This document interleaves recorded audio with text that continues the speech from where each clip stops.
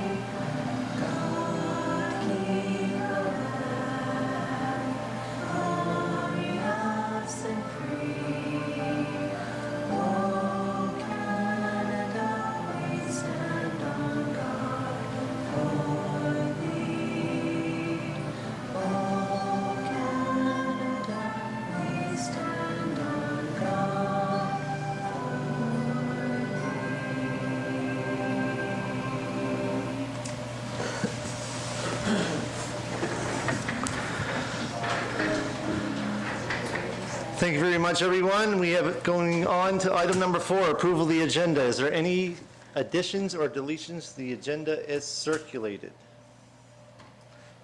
Hearing none, I'd entertain the motion to approve the agenda as circulated. Moved by Councillor Patty Durkee, seconded by Councillor Lauren Cushion to approve the agenda as circulated. All those in favor signify by saying aye. Aye. Opposed? Motion carried unanimously. Item number 5, if there's any declarations of conflict of interest, please notify me and step away from the table, and I'll make sure that your name is noted in the minutes. Item number 6, approval of the minutes. You all have that in your package. What is the wishes of the council? Councillor Patty Durkee, you have the floor. I'll make a motion to approve the minutes of October 13th, 18th, 19th, and 26th as presented. Okay, a motion on the floor. Do I have a seconder? Seconded by Councillor Daniel Allen to approve the minutes as circulated. Is there any discussion on that motion? Hearing none. All those in favor signify by saying aye. Opposed? Motion carried unanimously.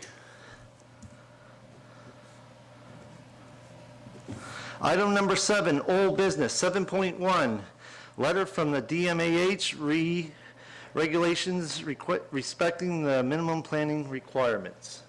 Madam CEO.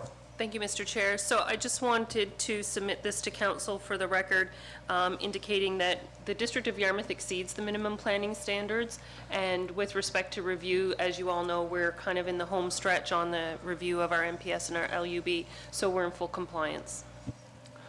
There's no action to be taken on that, Madam CEO? All right, thank you. Item 7.2, request for decision, extended service hours. You all have that in your package. What is the wishes of council?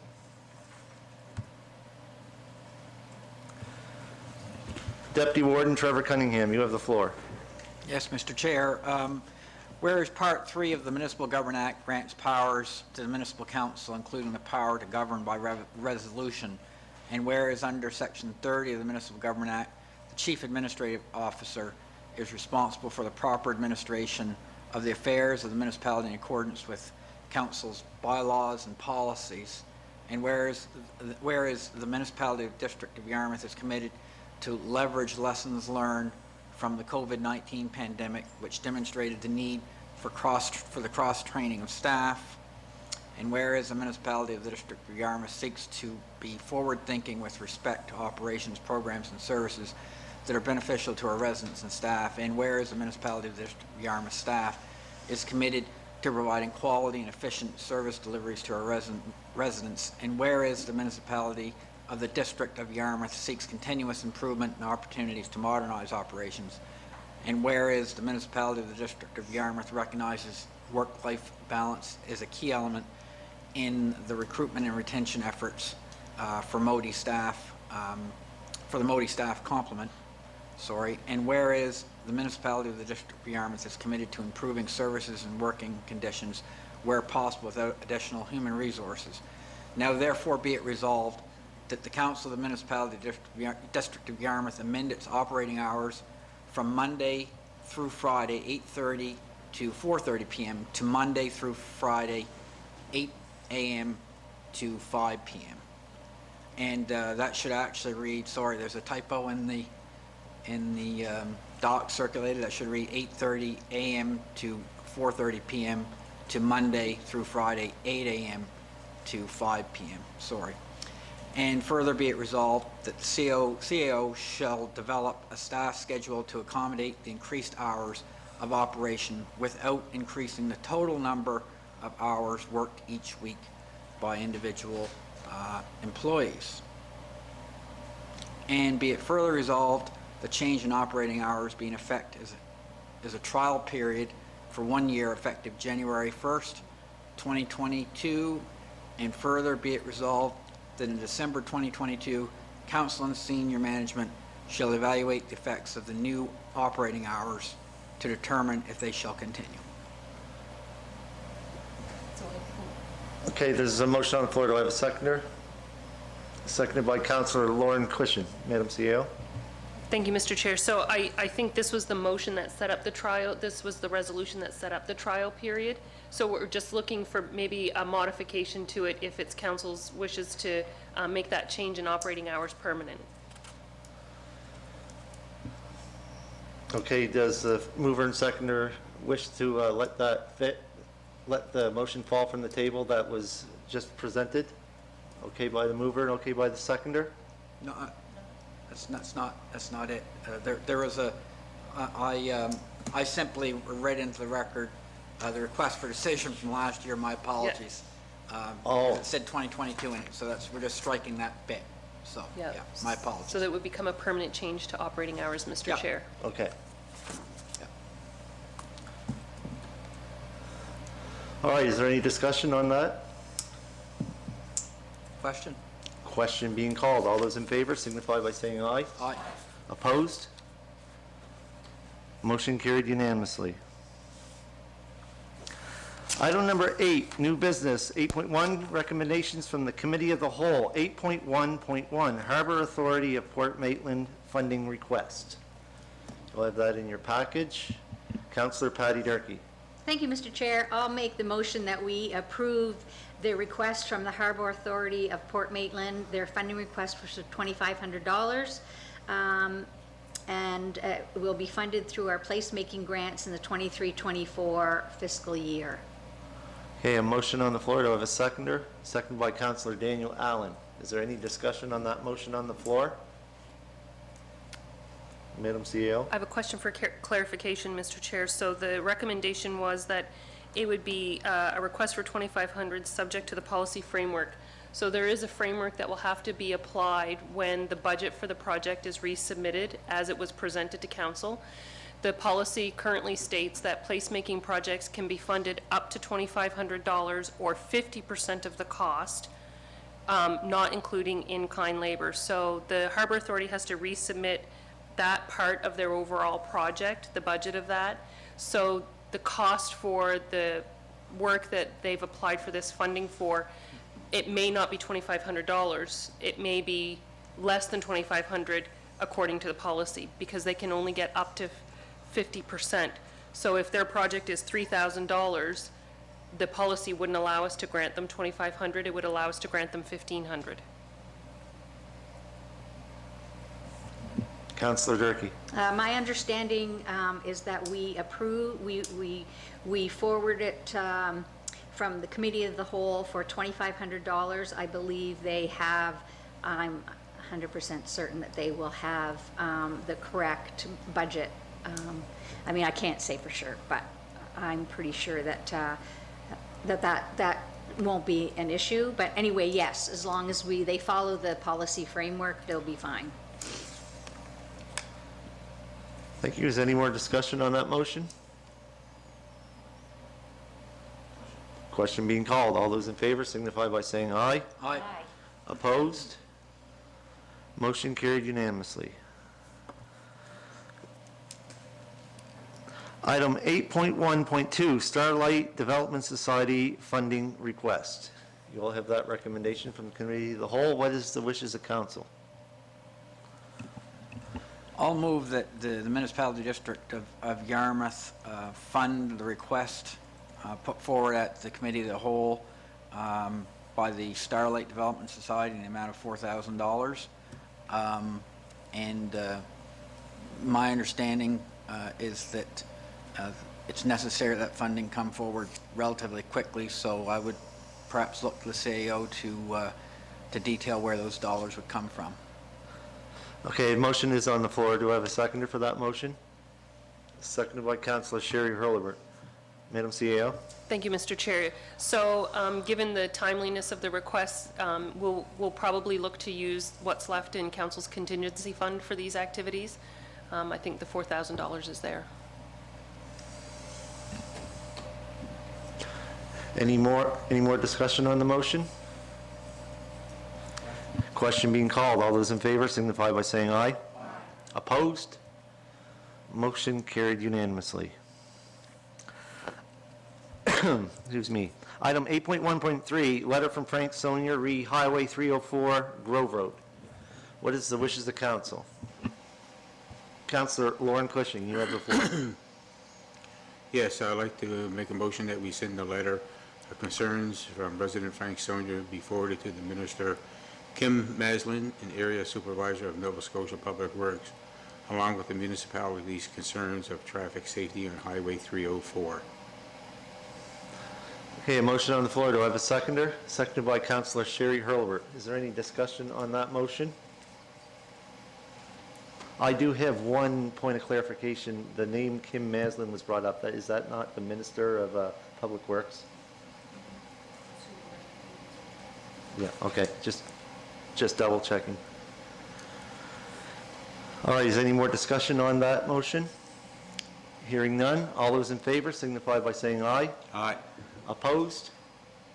Motion carried unanimously. Thank you, council. Deputy Warden? Mr. Chairman, I declare a conflict on the next item. All right, thank you. Please note it in the minutes that Deputy Warden Trevor Cunningham has declared a conflict in item 8.1.4. All right, he has now left the table. Item 8.1.4, a letter from the DMAH, repayment service, payment of invoices by regional centers of education. What is the wishes of council? Councilor Sherry Hurlbert, you have the floor. Thank you, Mr. Chair. I make the motion that the municipality of the District of Yarmouth write a letter requesting clarification on the language as appropriate stated in the letter that we received regarding the invoices for the Regional Centers for Education. And we had that discussion, maybe just for clarity, can you, once we get through to the discussion page, so thank you. All right, motion on the floor. Do I have a seconder? Seconded by Councilor Daniel Allen. Madam CAO? Thank you, Mr. Chair. So this correspondence is with respect to changes that were made to the Education Act as they relate to the Municipal Government Act and requirements for property owned by His Majesty to pay or not pay municipal taxes. And there's a lack of clarity around if area rates like sewer charges and water charges, fire rate charges, streetlight charges are actually payable to the municipalities or not. And so this letter is clarifying that as it stands right now, Regional Centers for Education will pay those invoices, as appropriate. And so the question from the municipality back to the province will be is, what do you mean by as appropriate? Because we would not levy invoices for services that are not rendered. Any more discussion on that motion on the floor?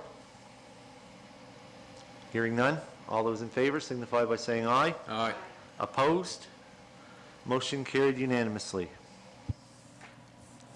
Item 8.1.6, draft citizen appointment to committees and boards authorities policy C-026-05. Sorry, Mr. Chair, I think you skipped item Oh, so I did. I missed one item. Item 8.1.5, information on Bill 212, an act to amend the Public Utility Act. You all have that recommendation from the committee in whole in your package. What is the wishes of council?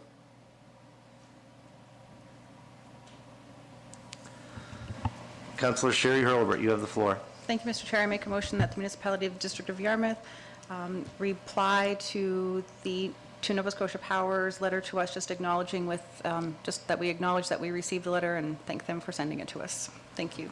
Okay, a motion on the floor. Do I have a seconder? Seconded by Councillor Patty Durkee. Any discussion on that motion? Hearing none, all those in favor signify by saying aye. Opposed?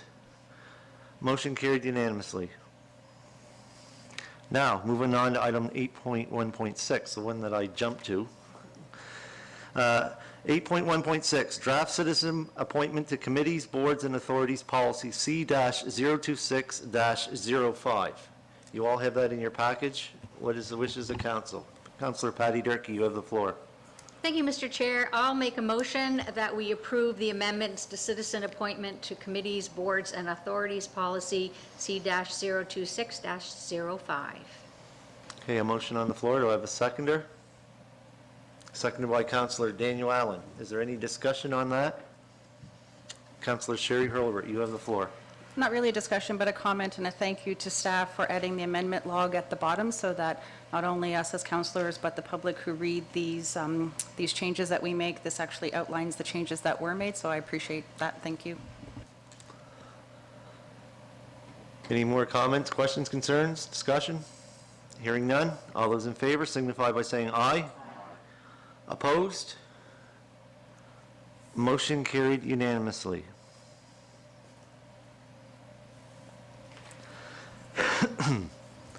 Item 8.1.7, draft asset management policy A-088-20. What is the pleasure of council?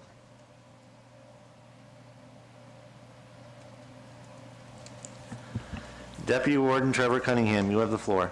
Yes, I'll move that the municipality of the District of Yarmouth approve the amendments to the asset management policy A-088-20 is circulated in the committee of the whole.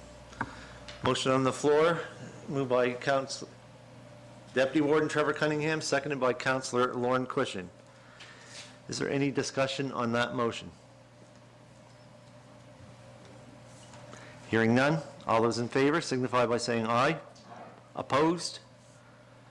Motion carried unanimously.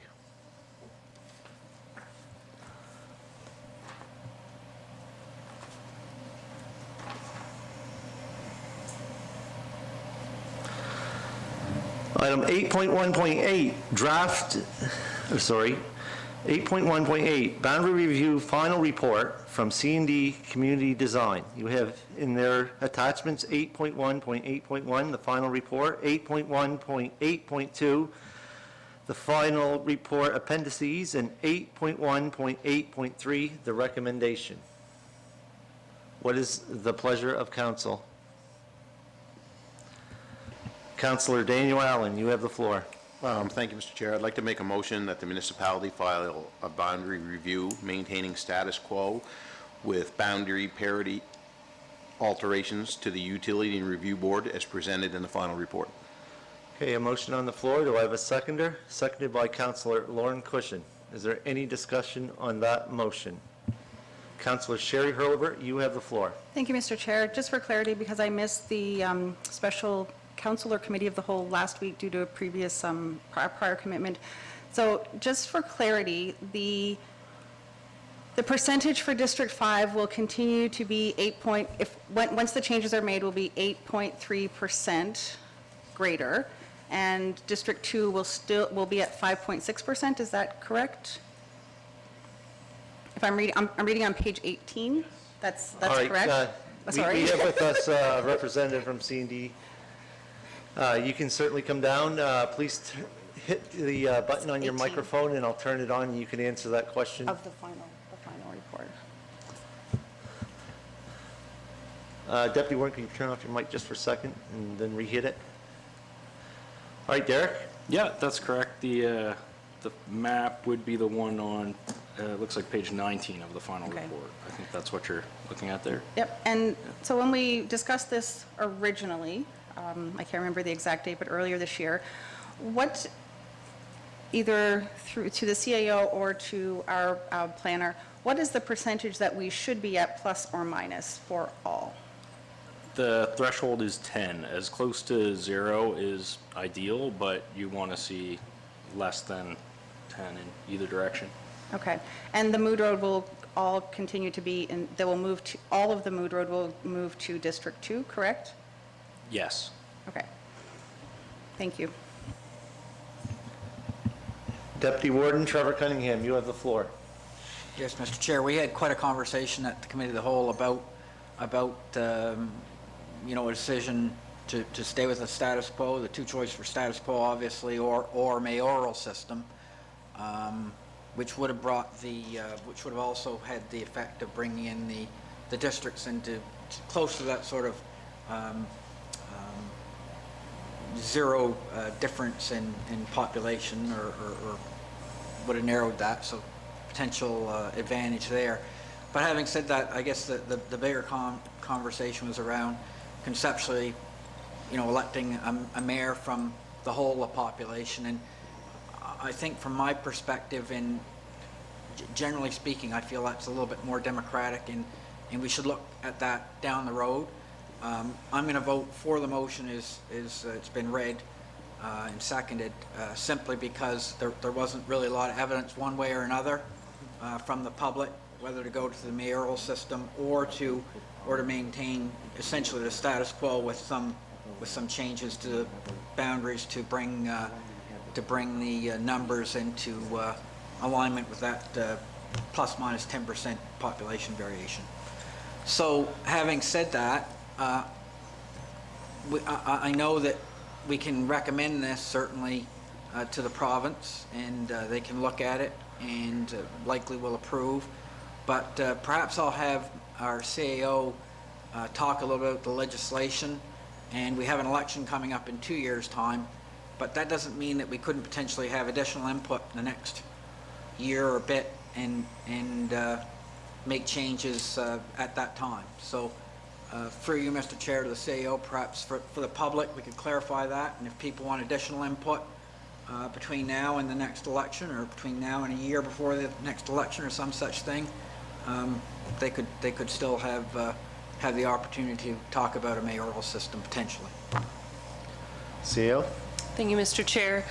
So the powers currently exist in the Municipal Government Act for council to make its own decision on its governance style. It can stay with a warden system, and just for those who are watching, the warden and the deputy warden are elected from among the councillors who get elected in the general election. A mayor would be an individual who's elected by all of the electors in the entire municipality, in addition to those electors choosing their own local councillor. And so the power has existed for quite some time in the Municipal Government Act, and is there. If council would like to move in that direction, they can make a decision to do so. The way the act is written is, we would be adding an additional elected official, so we would retain our 7 districts, and then we would add a mayor. You have until 9 months before the general election to make that decision, which is January in the year of a general election, so that would be January of 2024. There is a window where council could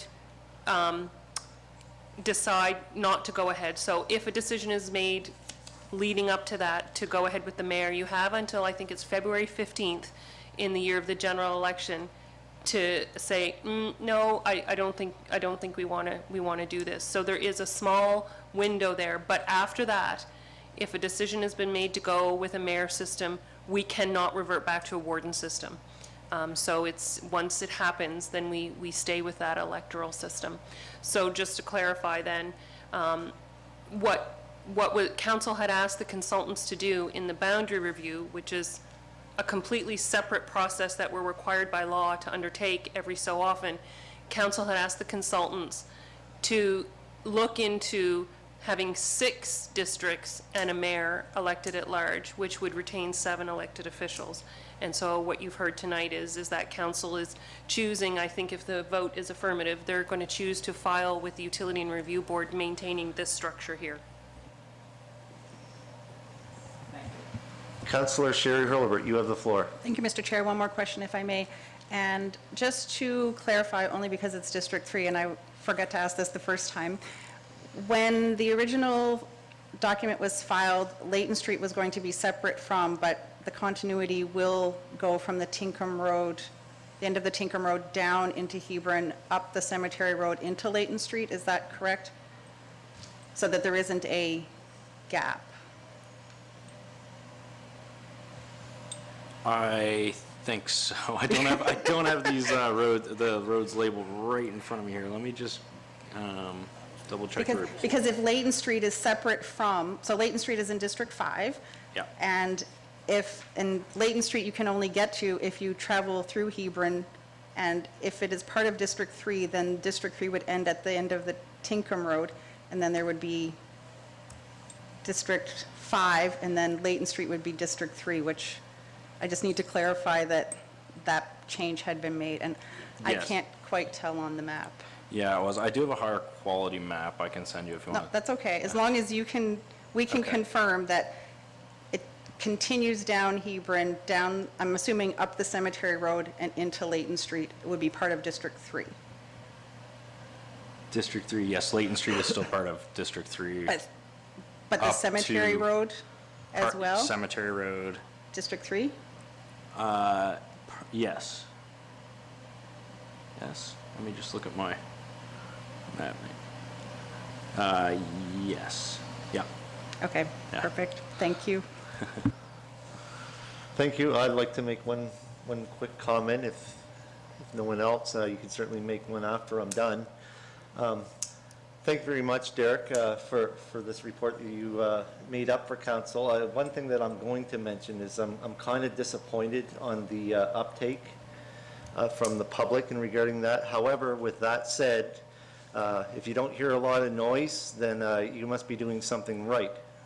So, and the deputy warden had also alluded to the mayoral/warden system, whatever we have. I will say that as being the warden, I have heard more comments than not that people would like to elect the mayor at large, which would mean the whole municipality district of Yarmouth would elect the mayor like other mayoral systems, which is typically a town. I did see there on page, I think it's page 15, the warden system is effective for the municipality's needs. 8 agree and 8 disagree. So it's pretty split. And as the CEO had mentioned, we do have that opportunity if council so wishes to change over to the mayoral system. And did you say January 2024? Yeah, it'd be January 2024. That would be the deadline for council to put that in. So maybe we'll do some homework. A lot of people that I have heard over not this term, but the term before, actually one person, I'm not going to mention her name in particular, but her husband was a former warden, and she said back then they were discussing a mayoral/warden system. I have my own personal opinion on it. I find a warden system can, not that it's happened here, it can split a council at the very beginning. But if a mayor was elected at large, that would be the people's decision, because a lot of new councilors coming in, and we were all new at one time coming in here, we found it awful, what's the word I'm looking for? Geez, the word's just on my tip of my tongue. Intimidating. It was quite intimidating coming in here because you're being fed with a fire hose from information, because a lot of people that put their name for public office, and I was one of those, have no idea what they're getting themselves into. I'll never forget the first time, not to make my comments too long, but the first time I was elected, there's a story there from our old recording secretary, Liz Smith-Dowsett. I walked in the office, looked at her and said, well, apparently I'm elected. Who are you and what do you do? that's how green I was. And a lot of counselors can pretty well attest to what I was going through, because I was fed with a fire hose. It's not as big now, it's still big, but it's quite something. But yeah, I'm glad to hear that council would have, if they so choose, down the road, and there's a deadline that we could switch over to mirror all system if we so wish. So if I hear some comments, maybe that will come up at a future committee of the whole meeting to make a recommendation. But that's my only comments on this. But thank you very much for the work you did. Even though we're mandated by the MGA to do this, it should be done to receive parity. A lot of people don't know that I represent District 1, and District 1 is almost as much land mass as all the other districts combined. And my area is growing very quickly. And yeah, just to keep the parity and the people's voice close. Yeah, so thank you very much. Is there any more discussion on the motion on the floor? Hearing none? All those in favor signify by saying aye. Opposed? Motion carried unanimously.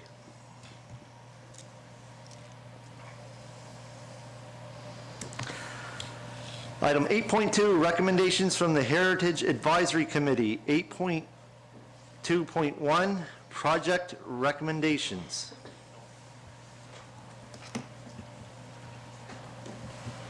Councillor Sherry Hurlbert, you have the floor.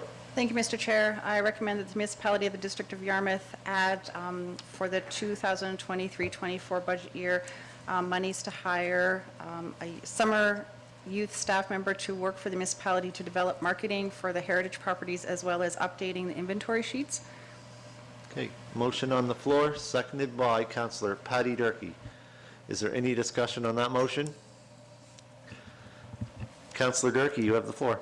Thank you, Mr. Chair. We had an excellent discussion in the Heritage Advisory Committee about this process and how it would be really beneficial for people who are coming to learn about history and for tourism if we had our heritage properties outlined in stories about each of the properties that went along with it. And that's where this suggestion came from. Another part, if time permits, and if that position gets filled, is to look at like a walking tour of Port Maitland or any of the other areas that have a quote-unquote sidewalk. Just because there's so much history, and we think about going to other places, we think about learning the history of those areas, and I think it's time that we promoted that as a council. Thank you. Thank you, Councillor Durkee. Is there any more discussion on the motion on the floor? Madam CEO? Thank you, Mr. Chair. So typically what would happen is if council wanted to undertake the development of a program, they would give instructions about the program, and the staffing and the organizational issues would be left to the CAO's office to determine. I'm not confident that a summer youth position is what we're looking for here. It might be just a little bit too granular for where we are in this process to determine at this point. I think, what I would need to hear from council is, do you want to create the self-guided tours of the heritage properties, and do you want your inventory sheets updated? If you do, then that's the level of direction I need, and then I can go out and look for the best way to achieve that and bring those costs to you in the budget process and go from there.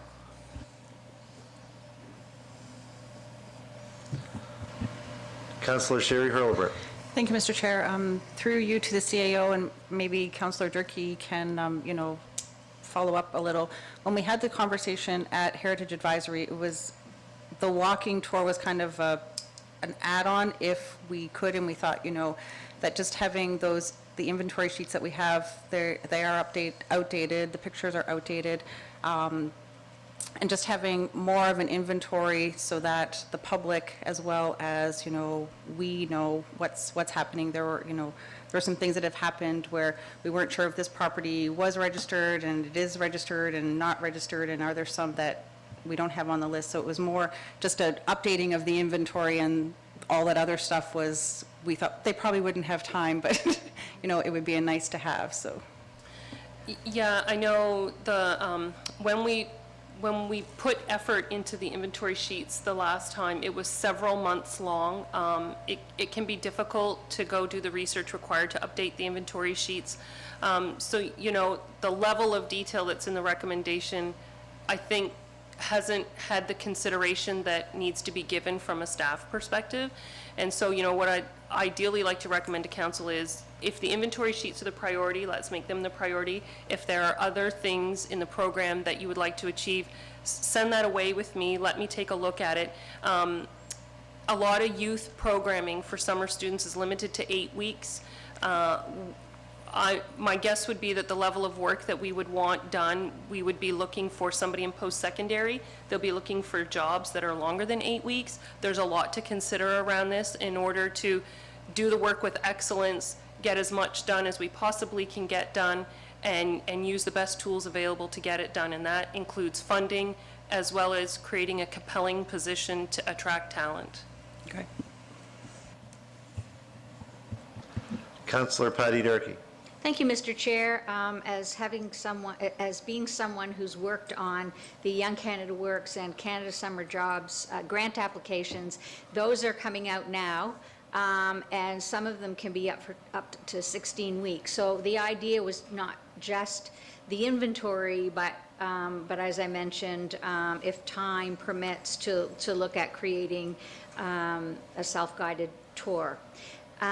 So the reason why we suggested a youth person is because we just thought this would be an opportunity for them to develop some skills in this area and to work with YASTA as well. So I understand where you're coming from. I just think it would be a really neat opportunity. And again, the time to apply for these jobs is now, and they provide 50% financing to support. So I think it's a good way to start, as opposed to having something on a larger scale. Any more discussion on that, Deputy Warden? Yeah, and I've certainly listened to the whole conversation about the motion, and you know, while I like to see summer hires, and especially students, the CEO's brought up some legitimate concerns about the approach, and again, the you know, typically, you know, there's a conversation between council and our CEO about hiring, and there's an agreement, and then the motion typically comes. So because of that, and because some groundwork, I think, probably needs to be done by staff to sort of determine the best way forward to do these types of things, including the you know, really, I guess the motion speaking to work somebody's going to be doing, rather than a more general hire where the CEO would direct, where the CEO and other staff would direct their activities. So long story short is the motion is just too specific and too directive for me to support. Any more discussion on that? I'm going to make a comment, and anyone feel free afterwards. I have no problem with the inventory sheets, but I keep thinking back at, it says develop marketing for heritage properties, and I'm just wondering if that would not be best suited under YASTA.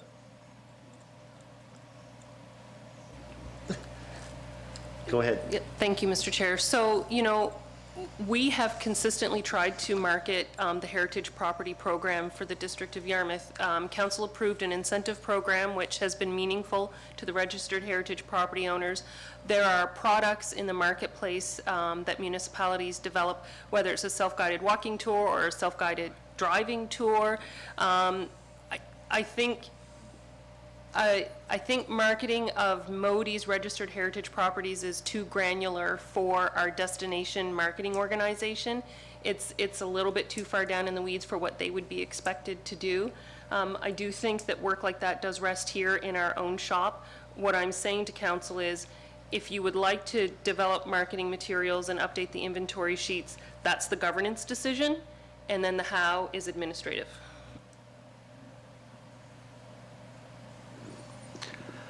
Any more discussion on the motion on the floor?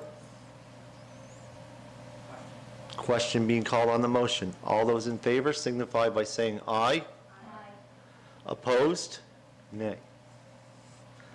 A vote of 3 to 3, the vote has fallen from the table.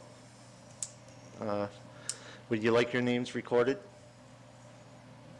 Deputy Warden?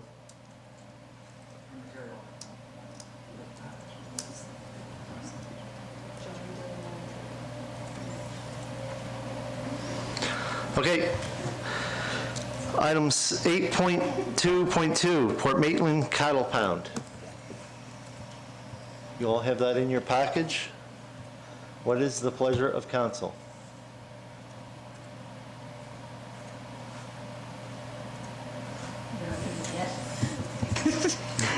Councilor Sherry Hurlbert, you have the floor. Trying to figure who was going to get their document open the fastest.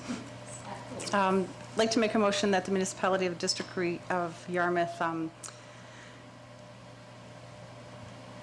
ask, through staff, have a written report from the local arborist. So we've had an arborist to give staff an idea of how they can maintain the cattle pound. So I'm reading what's here, and I'm not sure that that's exactly what we want. So I guess the motion would be that we, through staff, ask the arborist for a written report on how to maintain the growth in the surrounding wall of the municipally owned heritage property at the Port Maitland Cattle Pound. Does that make sense? Motion on the floor, do I have a seconder? Seconded by Councilor Patty Durkee. Discussion? That's me. You still have the floor, since you made the motion. So the discussion at the Heritage Advisory Committee, and for anyone who's following the Port Maitland Cattle Pound, there is a municipal heritage-owned property, and we have an is it an easement? An easement 10 feet around the cattle pound, but there are lots of brambles and rose bushes and things that are growing in and around it, and my understanding is that municipal staff go in and they clear that out, but we would like to know from the arborist what's the best way to do that, and if we had that written report so that we can figure out how to preserve it. So we know that there's things growing under the cattle pound and there are things that grow around it, and we know we can't go any farther than, our easement, but what can be done to preserve it? So we know we have the easement now, and that's great, and staff are clearing around and doing what they can, but is there anything specific that they should or shouldn't be doing in order to maintain the integrity of the foundation wall? Does that make sense? Yeah. Yes, she does. Councilor Patty Durkee, you have the floor. Thank you, Councilor Herbert. You're totally on there. I just want to add to it, one of the big concerns, which I see every day, is there was a somewhat of an agreement in the easement with the owner that they could, if they could, leave the rose bushes to the best of their ability, or to the best of our ability. The concern is that these rose bushes are now totally going over the the stone wall of the cattle pound. And so I guess our big question was, how do we effectively manage that? Because personally, I think that if we leave that rose bush, it's just going to push all the rocks out of the way. And so the question is, does the arborist think it's okay to leave that there, or would they agree that it would be best if we trim that back so that it doesn't destroy the actual foundation? Does that make sense to you? Does that make sense, everybody? So that's why the whole idea is to find out from the arborist if it's safe to leave that rose bush there or not. And if not, do we have the right to trim it because it's actually on the foundation? Go ahead. Thank you, Mr. Chair. So I think we have to ask the question. I think it's a good question, but I don't think it's an arborist. I think it's a mason we have to speak with. So the Cattle Pound is a registered heritage property in the municipality district of Yarmouth because the fact that it's a rock wall cattle pound is what makes it a character defining element. The actual wall is what makes it special. And so what council's trying to do is to trim back the vegetation in order to preserve the integrity of the wall. Our easement gives us the right to do that. Number one, protect the cattle pound wall, and if we can, number two, save some roses. So I think it's a great question to ask. I saw some pictures that were just taken last week, and I see the area in particular where there's still something growing over.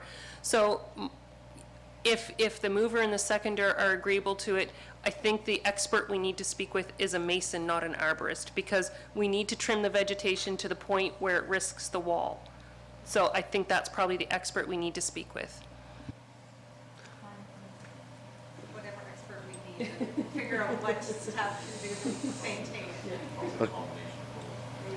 So is that okay by the mover and seconder? Yes. Okay. You want us to make an amendment to it, or just? We can do a friendly amendment that way. Plug your ears. There's no such thing. There's no friendly amendment.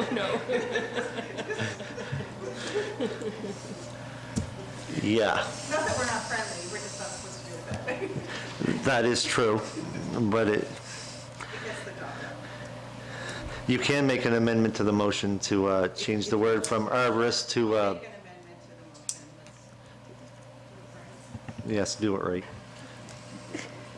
All right, Councillor Hurlbert. Oh. I'll make an amendment to include not only the arborist as necessary and a mason as necessary. Okay, a motion on, an amendment to the main motion is on the floor. Do I have a seconder? Seconded by Deputy Warden Trevor Cunningham. All right, any discussion on the amendment on the floor? Question being called on the amendment. All those in favor signify by saying aye. Aye. Opposed? Motion carried unanimously. All right, back to the main motion. Any more discussion on the main motion? Hearing none. All those in favor signify by saying aye. Opposed? Motion carried unanimously.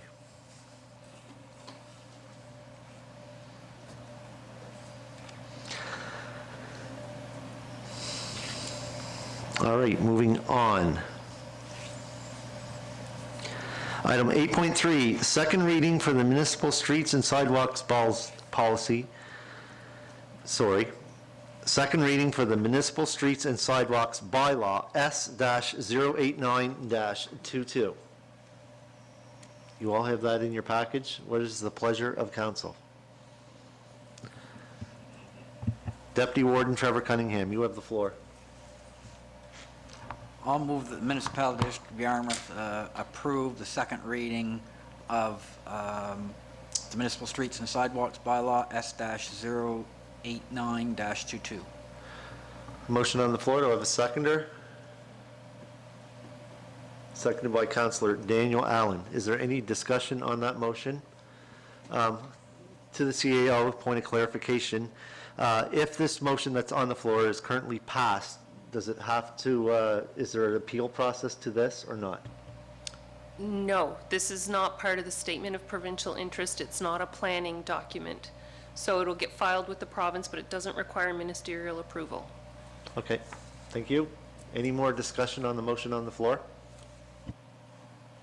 Question being called. All those in favor signify by saying aye.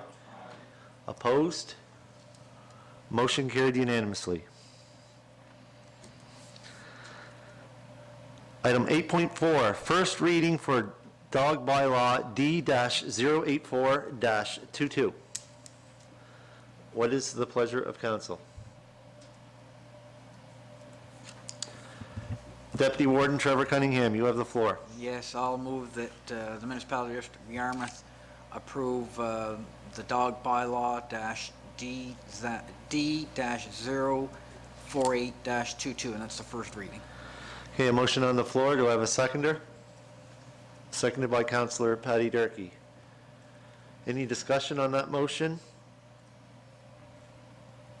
Hearing, sorry. Councillor Durkee, you have the floor. I just want to remind everybody, while we are dealing with the dog bylaw, that people are supposed to be purchasing dog tags here, and everybody should know that, and they should be following our bylaw. But I thought this was the right time to mention that to all. Thank you. Okay, I have a question to the CAO, and this is regards to, provided council passes the first reading of the dog bylaw, what happens next? Does this go to a public hearing? No public hearing on this one, Mr. Chair, just advertising for second reading. And I will say that due to the holidays and publication schedules for our local publications, it's going to be February before we do second reading on this in order to get our windows of notice in. I always ask questions I already know the answer to, so I just wanted written in the record that people knew that it wouldn't be coming back forward to council for second reading until February. All right, any more discussion on the motion on the floor? Hearing none, all those in favor signify by saying aye. Opposed? Motion carried unanimously.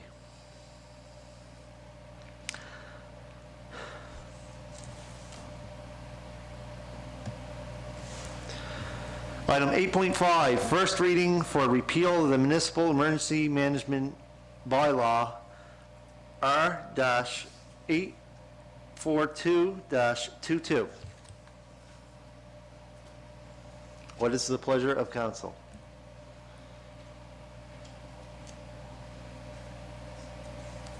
Sorry for the delay. It's just taking time for these things to come up. Deputy Warden Trevor Cunningham, that's quite all right. I'll move that the Municipality District of Yarmouth approve the first reading for the repeal of the Municipal Emergency Management Bylaw R-842-22, and that's necessitated through the introduction of new legislation. Okay, a motion on the floor. Do I have a seconder? Seconded by Councillor Daniel Allen. I'm going to ask a question to CAO that I don't know the answer to. Does this one also not include public hearings? And do we have to wait until February? Yes and yes. So yes, there's no public hearing, and yes, we wait till February. Okay. I didn't know the answer to that one. Any more discussion on the motion on the floor? Question being called. All those in favor signify by saying aye. Aye. Contrary? Motion carried unanimously.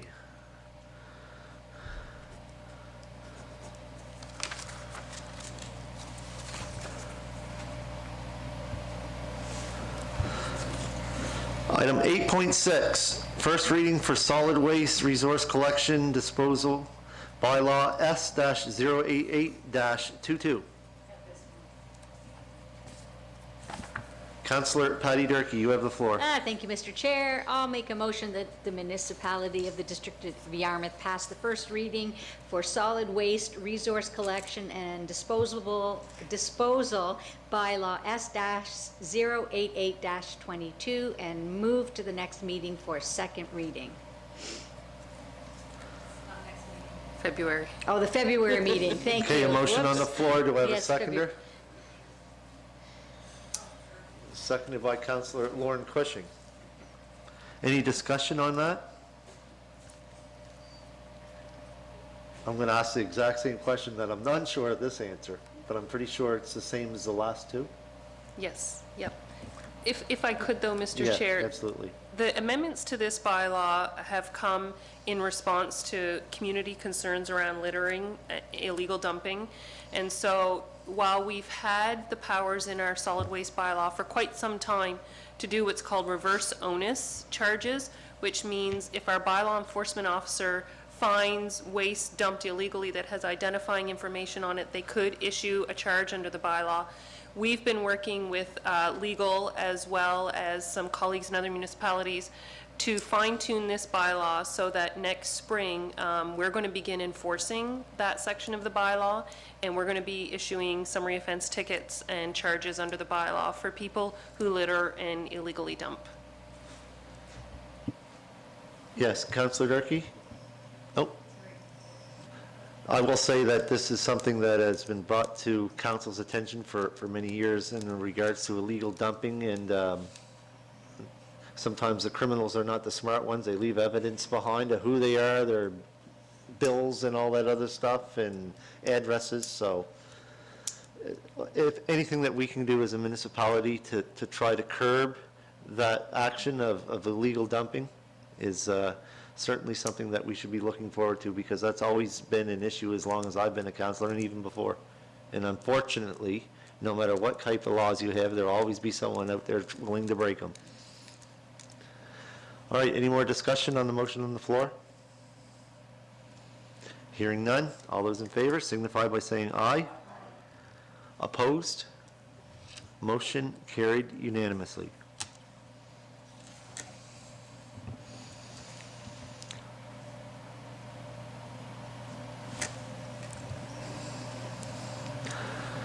Item 8.7, private road naming, Brookside Lane in Huron.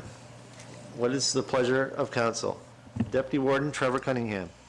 Yeah, I'll move that the municipality district of Yarmouth assign the name Brookside Lane to the lane that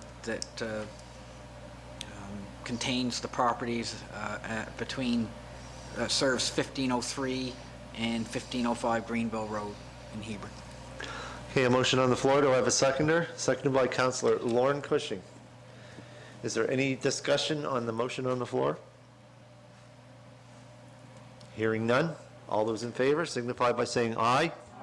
Opposed? Motion carried unanimously.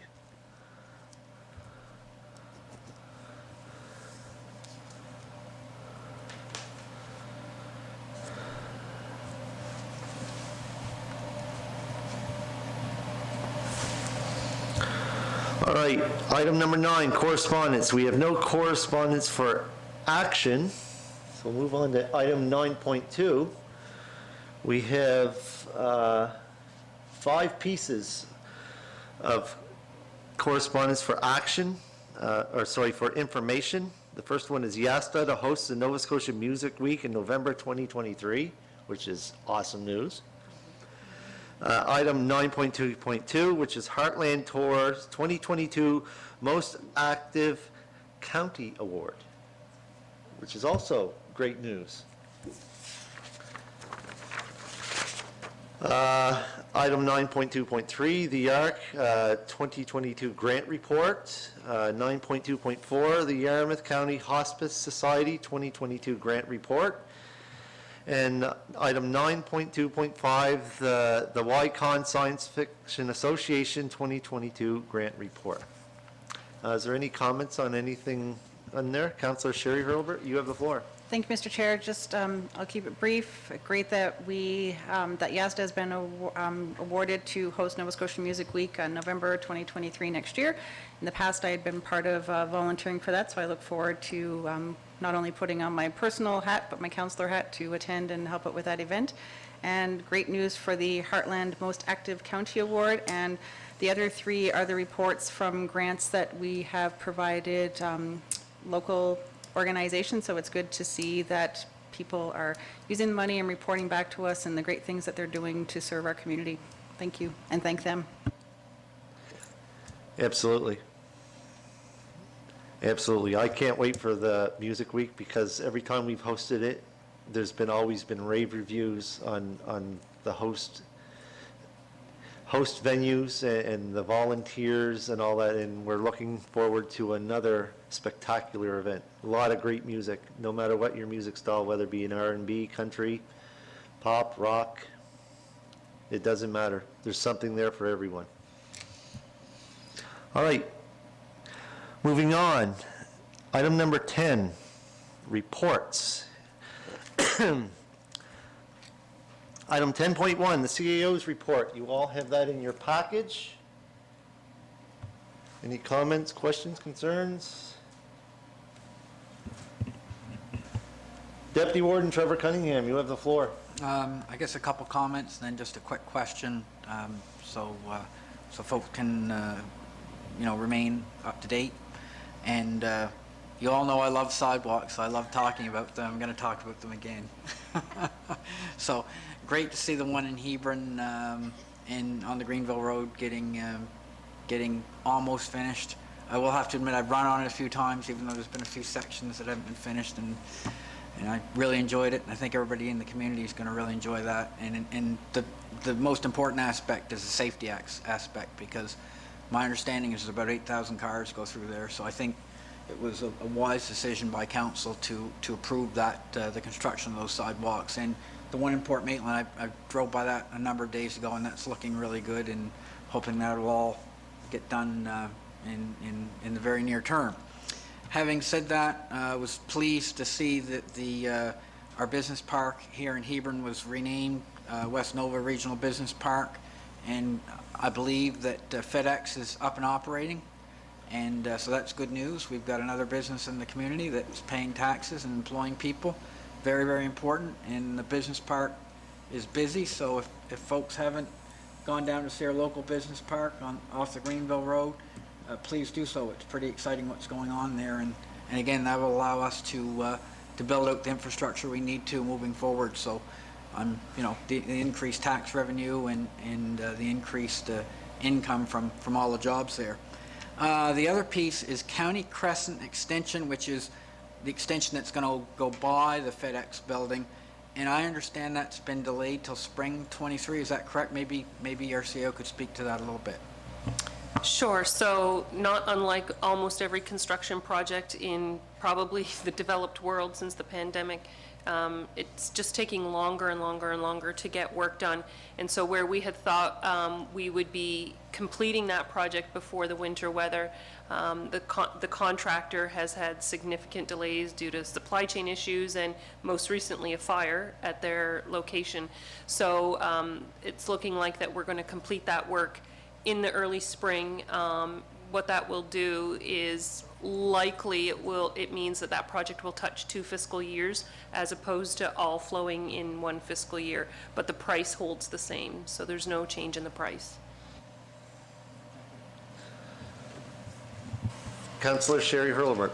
Thank you, Mr. Chair, and through you to the CAO. I think council is aware of the delays on the sidewalk completion, but maybe just for the public's knowledge that you can give us an update on why there was a delay? And is there an expected completion date before the end of this year? So I will have to admit, I was a little bit panicked when I saw the snow last weekend. So for those of you who haven't driven by our projects, by and large, the sidewalks are built, the sod is in, the curbs are in, but the asphalt that has to come from the road up to the curbs remains to be done, and a little bit more than that in Port Maitland. And so the overall project took longer to complete this year in all 3 locations for a variety of reasons. The most significant of which was actually a workforce issue. So as you know, when there are projects taking place in the roadways, there are a lot of safety protocols that have to be in place, and our sign crews, our flag crews are a key piece of that, and they've been in short supply this year. So there were days that the contractor couldn't work on the project because the flagging crews weren't available to create the safe workspace for the employees of the contractor. So that was a significant delay. And then this last little piece around getting the asphalt laid is in relation to the local vendor having a fire at their plant. So I'm told that we will be laying the pavement next week adjacent to our sidewalks. I'm hoping it doesn't snow this weekend. Any more discussion on the CEO's report? If not, I'd entertain a motion to accept the CEO's report as presented. Moved by Councillor Sherry Hurlbert, seconded by Councillor Lauren Cushing to accept the CEO's report as presented. Any discussion on that? Hearing none, all those in favor signify by saying aye. Opposed? Motion carried unanimously. Thank you, Council. Item 10.2, the Warden's Report. You all have that in your package. A lot of it's outlining a lot of the things that was going on up in the NSFM, and something that I forgot to mention in there was our very own Councillor Patty Durkee, who is once again sitting on, I believe it's the Rural Caucus Board. So congratulations. I know you said that when I spoke to you, when I found out, because I was at another meeting when they were having the elections, that it was a final thought, but you had previously served on that board, and this term is for how long, Councillor Durkee? 2 years. 2 years. So congratulations on that. I'm glad to see the municipality district of Yarmouth and all the residents have a voice on that. There's something else that I forgot to mention that's very important. It's an event that's coming up at the Yarmouth Legion. Jimmy McRae, we all know who he is. He's turning 105, or already turned 105 years old. Wow is right. His birthday party is being held at the Yarmouth Legion this Monday, November 25th, from 2 to 4 p.m. Everybody that can attend and anybody who's watching, he would love to see you there. They're hoping to hold a very big event for him. I understand that there's school kids that are doing up birthday cards and stuff for him, and wow, 105 years old. Like he was my age when I was born. So congratulations to him, and thank you very much for your service, Jimmy, if you're watching. Councillor Durkee, I do believe you wanted to mention something in regards to my report? Thank you, Mr. Chair. Yes, I do. It was a very last-minute decision that I made with regards to running for the NSFM board, and I just want to say one of those reasons is I felt it was really important that Southwest Nova in particular was represented, because at present there are a lot of people from the Annapolis Valley, from the South Shore and Cape Breton, but there was no one from this area, so that was one of the reasons why I decided to run again. Oh, absolutely, and once again, thank you very much. It takes a lot more of your time, but you do know the ropes where you sat on that board before, and thank you very much once again. Deputy Warden? No, that would be Councillor Hurlbert. Thank you, Mr. Chair. Two other things in your warden's report that I know are written here, but just want to point out to the public that on Friday, December the 2nd, here at the municipal office, we will have our annual tree lighting, and there are some other festivities happening.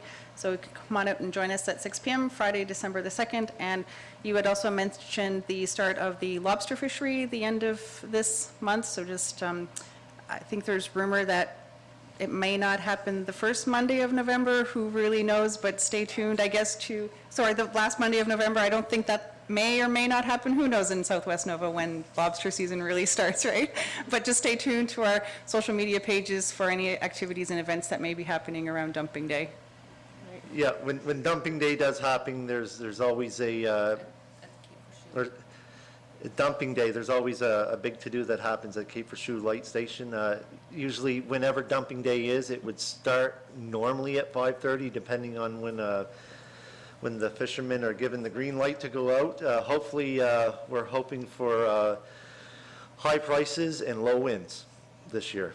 And please, to all the fishers and crewmen out there, please stay safe. We all want you back. Deputy Warden? Yes, Mr. Warden, I'd like to thank you for the time you took to lead our municipality in terms of speaking with the officials that you spoke with during your time at the NSFM a couple weeks back. And it's always important to get in front of those folks to move forward our agenda, our municipality district of Yarmouth agenda. And I mean, I noticed you talked about a number of things, cell service and the Greenville interchange, which is critical to, keeping our traffic safety up and traffic movement such that, we can move those 53-foot trailers in and out of our business park. So glad you're keeping all those files in front of the people that, make important decisions in Nova Scotia. So thank you very much for that, and thank you to our CEO for the support she showed you there as well. Absolutely. We all work as a team. One thing I will say, this is my first opportunity as a municipality district Yarmouth warden to attend a function like that without as much worry about the pandemic and stuff that was going on. And it was certainly an eye-opener, and it was a whirlwind 4 days, that's for sure, on top of all my regular duties and other meetings that were happening at the NSFM. At the NSFM, it was very interesting to hear not only from Premier Tim Houston, but it was also interesting to hear from our own MLA, Zach Churchill, the leader of the opposition, and the leader of NDP and the Green Party, to hear their different views and stuff and things that was going on. So that was actually quite interesting. So it was busy, and I didn't have much moment's rest, that's for sure. So anyway, that's my report.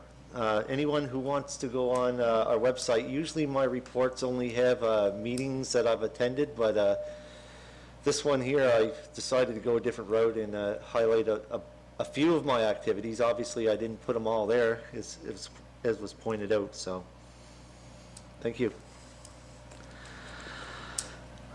All right, reports. Item 10.3, legal entities. Any of those entities, there's 8 entities in legal, everything from the Mariner Center Authority to the REN. Is there any verbal reports that any councilors would like to submit? Because there has been some.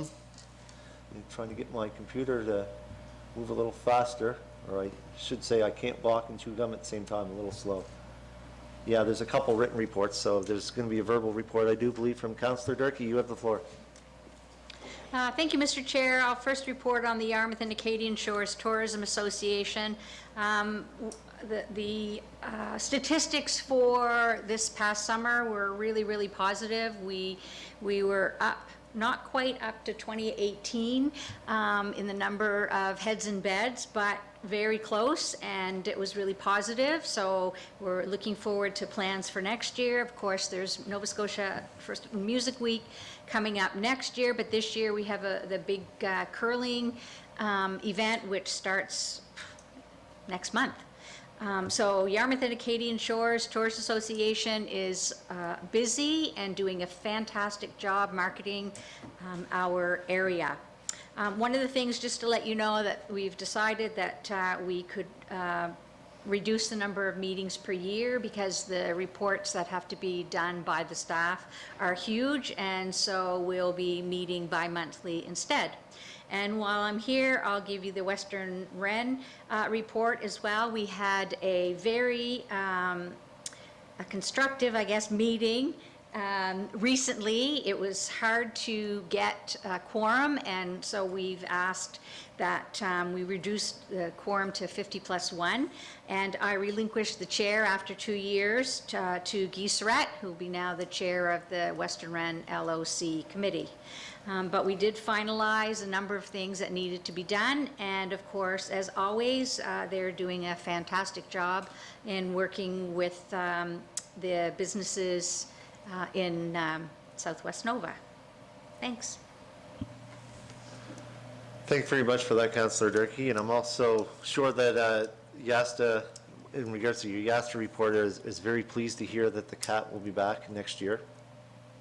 So there was certainly a lot of work that was done behind the scenes by Neil McKenzie and I'm sure the board. Thank you, Mr. Chair, and I just want to add what is interesting, though, is that yes, the ferry has been renewed just for 1 year, and there was no response from all the letters that were written to the government about the ferry, and there was a lot of work done behind the scenes. Yeah, I know there was. So is there any more reports or comments, questions to chairs of any of the committees on the legal entity side? Hearing none, move on to advisory. We have one written report in there, I believe. Is there any verbal reports on the advisory committees? Councillor Lauren Cushing, you have the floor. Thank you, Mr. Chair. I just want to let everybody know that at the beginning of this past term as a councillor, I was elected as the chairperson for the Recreation Committee, and we are going through a strategic planning session, which hasn't been done for many years. And our first planning session is tomorrow at 5:30 p.m. at the Mariners on Main in the Blue Room, and it's mainly for, I believe, is for the Recreation Committee itself. So we are moving ahead on a strategic plan, so which is a very positive event. Thank you. Thank you, Councillor. Are you done? Yes, I am. All right. Councillor Patty Durkee, you have the floor. Thank you, Mr. Chair. I'd like to report on the Doctor Recruitment and Retention Committee. We had our meeting recently, and I also attended the Community Navigator Oversight Committee meeting, which was actually yesterday. And I'm doing this from memory, but I believe in the past 2 years that we have been able to recruit 16 doctors to this area. And one of the things that we have no control over is how long someone's going to stay, and we have a lot of doctors in the area now who are getting to the point where they are going to retire. So it's going to be challenging because they have very large patient lists. But I know our team, between the province and our community navigator, are working really hard, and we're getting site visits on a regular basis. The credit union building is constantly full. We've got, I think, 3 residents in there right now who are there for the next 2 years. We have locums regularly coming and going. One of the big discussions that we've been having is the fact that the province now has navigator community, not the province, sorry. A lot of communities now have navigators, and they've learned a lot from, we've set the model, actually. And the big concern is now that what are we going to do to have that edge? So if everybody's doing the same things, we need people to come to this area. And so what can we do? And the discussion was that sometimes you have to offer incentives. So if a doctor is looking at Yarmouth, Sydney, and Annapolis, for example, is there something that can be done so that we'd have the edge? And that might be something like offering to pay the rent wherever they are for the first 6 months. So that's something that is going to come to council. Carrie Monroe Muse from the Chamber will be speaking to us, I believe, in December, and reviewing the agreement that we have and asking for funding, continued funding, even additional funding for the next 3 years so that we can continue with the community navigator position. It's a huge it's hugely important to our community.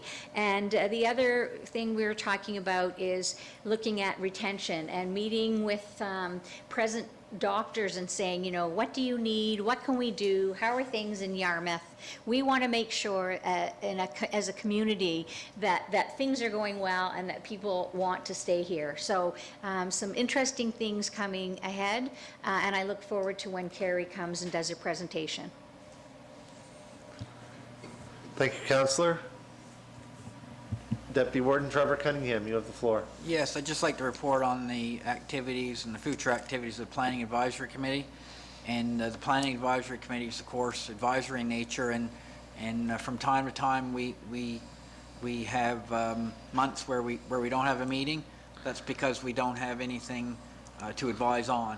For instance, there's not a planning file that's moved forward that PAC can sort of make some advisement to council about. So if folks are wondering why some months there aren't meetings, that's why, because there's no advisory type work to be done. Having said that, we have had certainly intervals where it's been very, very busy last year, and it has been relatively busy through the year, but of course this coming year will be very, very busy at PAC. Principally because we have the revisions to the municipal planning strategy and land use bylaws coming forward. Staff's really been working hard on that. It's a big project, and of course we have consultants that have done a lot of work as well, and we're getting there. The next public meeting will be Tuesday the 13th at 7 p.m.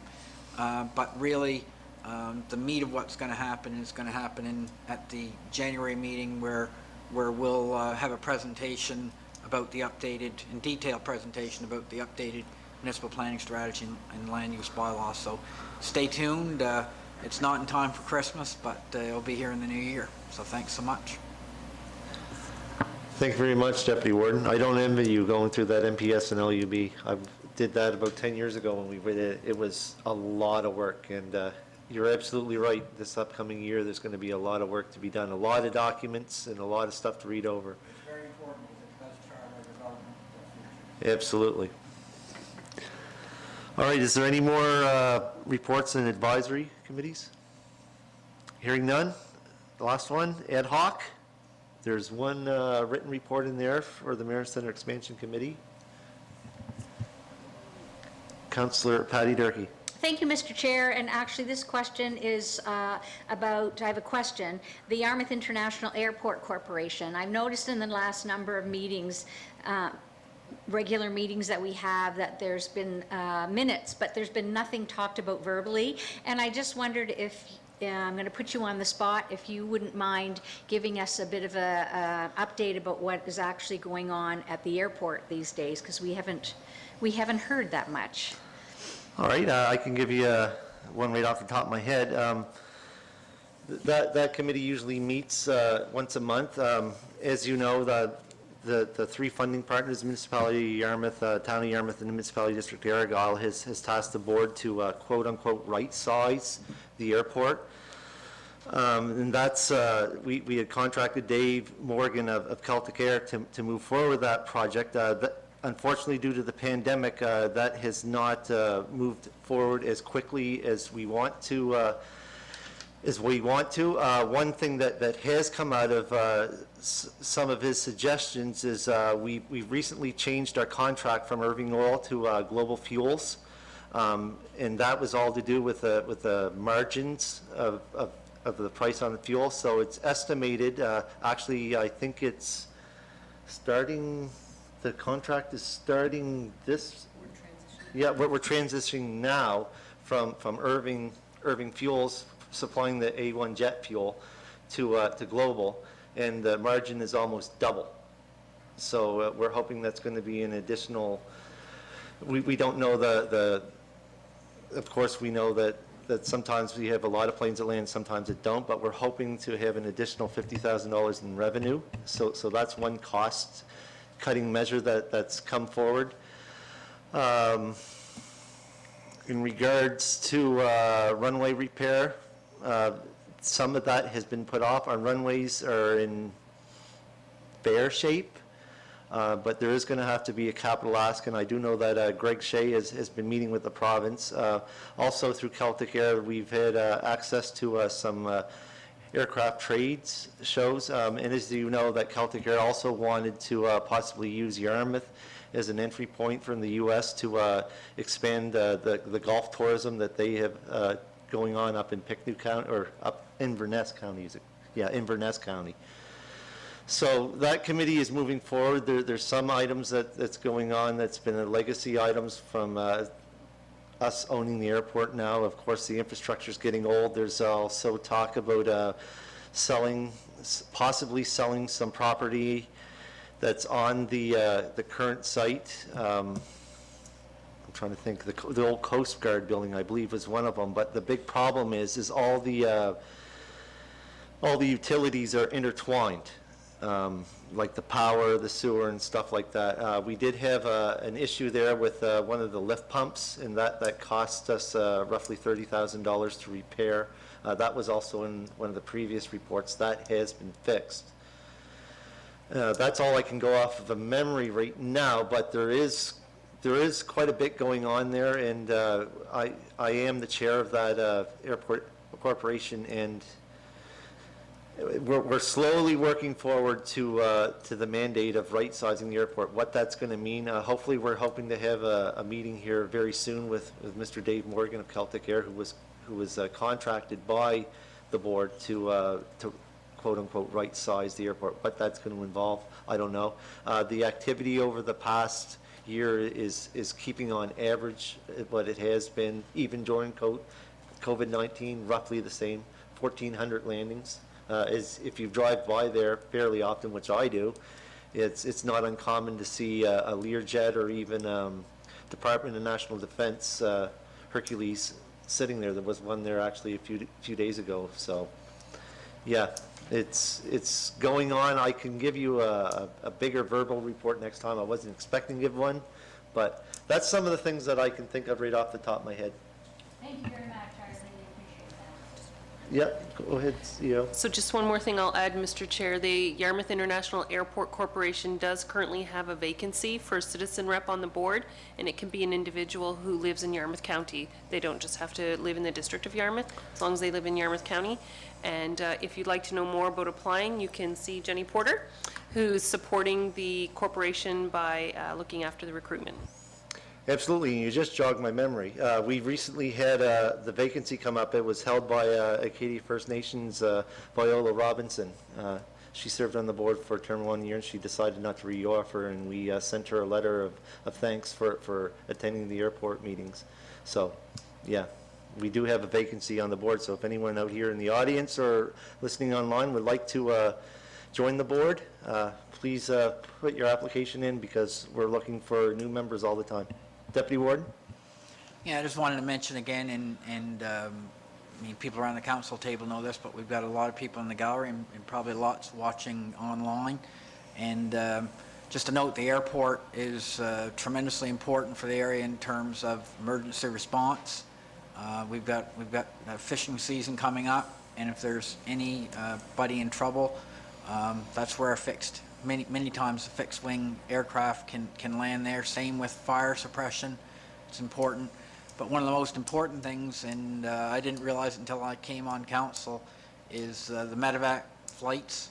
So when it's too stormy for a helicopter to take off from our regional health center here in Yarmouth, the fixed wing aircraft can in quite bad weather. So it's having the airport open is really a matter of life and death, or maybe a matter of life and death. So just like to mention that while everybody's here.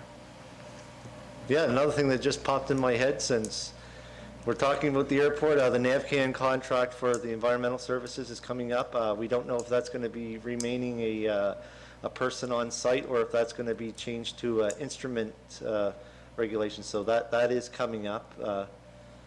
Yeah, there's a lot going on there. There's a lot behind the scenes. And if you wish to have a little bit bigger one, please send me an email so I could give you a highlight of what's happened over the past year, because you're absolutely right. Sometimes written reports are okay, but to hear it verbally is much better. So that's the end of the reports. The next item on agenda is in camera, so I need a motion to go into camera. Moved by Councillor Sherry Hurlbert, seconded by Councillor Lauren Cushion. Motion to go into camera. All those in favor signify by saying aye. Opposed? Motion carried unanimously.